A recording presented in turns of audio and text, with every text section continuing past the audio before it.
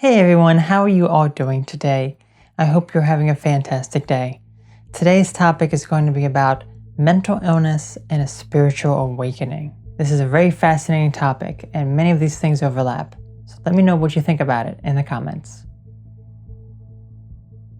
Mental illness and going through a spiritual awakening can seem quite similar and in fact overlap, but there are distinct differences. To understand these differences, we have to analyze the spiritual aspects of some disorders I've discussed in the past. Mental illness itself is a spiritual experience, one that we cannot control when it happens, if it happens in our lifetime. We each have a different way of awakening, and for some, this process can be slow, while others, it can be rapid. Depending on how one awakens, this will often determine what sort of mental instability one faces that needs to be addressed and move on to the next part of the awakening process. For you see, mental illness can be viewed as one of the greatest obstacles one will face in their life. This obstacle, when treated appropriately, can allow one to be true to themselves and live a happier life than they ever thought possible.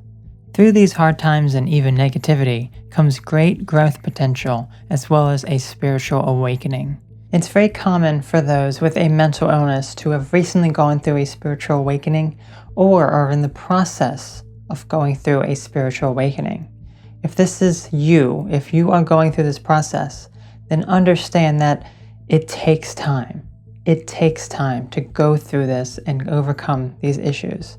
But I can guarantee you, if you keep pushing through and you keep making the best effort you can, you will succeed. I can guarantee you that.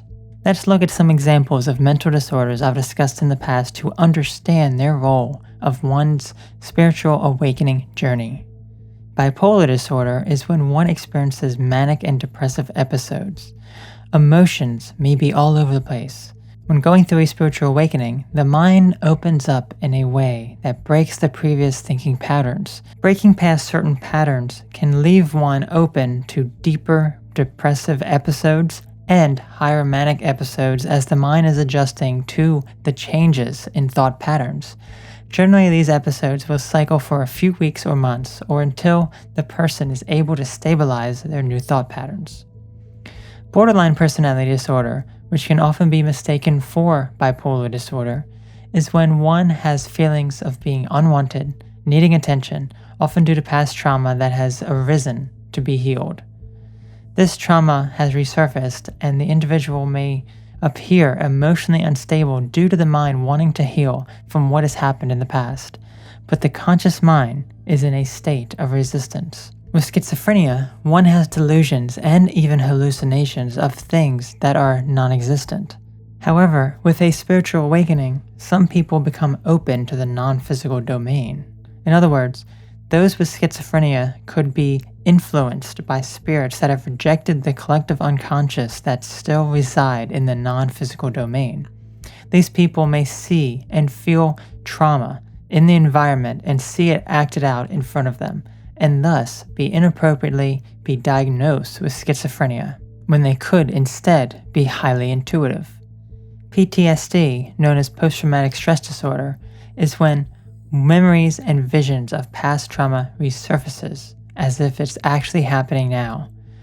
Much like borderline personality disorder, PTSD is when the conscious mind is in a state of resistance and unable to heal from past trauma. The natural way the mind heals is via resurfacing repressed memories in the subconscious so the conscious mind can rationalize them. With a spiritual awakening, these memories and repressed emotions and trauma will emerge rapidly. Past trauma emerges to be healed. You are going through it again to heal your mind and body. Dissociative identity disorder, also known as multiple personality disorder, is the manifestation of alters via the collective unconscious and non-physical domain entities via childhood trauma. It is denial of the natural law of how our minds heal, the true essence of resistance of the collective unconscious that unites us all. Multiple personalities compartmentalize memories to protect the core. Are there any other disorders that you may have when going through a spiritual awakening? Any sort of mental health disorder can be you can go through during a spiritual awakening. So if there wasn't one that I discussed in this video, then please let me know your experiences. I'm really curious to know. As you can see, the differences between mental illness and a spiritual awakening can be one and the same. While this should not deter you from getting the proper help you need, understand that getting help is nothing to be ashamed of. In fact, one of the greatest feats is to accept who you are and allow the natural way our body and mind heals to take place. This healing process is to accept and lessen resistance and denial. To deny the natural law of healing, to deny what connects us all, the collective unconscious, is to deny the world and reject the true origin of mankind. Let me know how this works for you. Have a great day. Well, I really hope you enjoyed this topic. This is a fascinating topic, and for those of you who have struggled with a mental health disorder or are going through a spiritual awakening, understand that this is something that's very real. Don't let other people discount your experiences. So keep pushing through and keep being you, and have a wonderful day.